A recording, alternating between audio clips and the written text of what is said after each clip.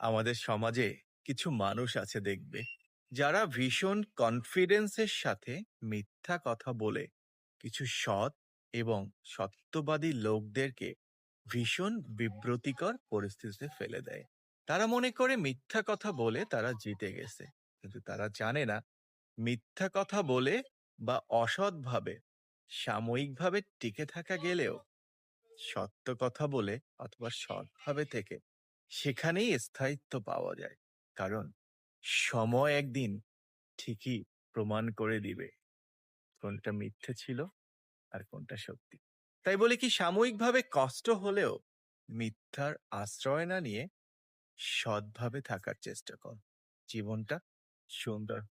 জীবনে সবাই কষ্ট করে বড় হয়। মিথ্যে কথা বললে সাময়িকভাবে হয়তো বা কিছু টাকা পয়সা ইনকাম করা যায়, তাতে মজা থাকে না যেটা সৎভাবে ইনকাম করে পাওয়া যায়। তাই আমিও কষ্ট করি ভালো থাকার জন্য।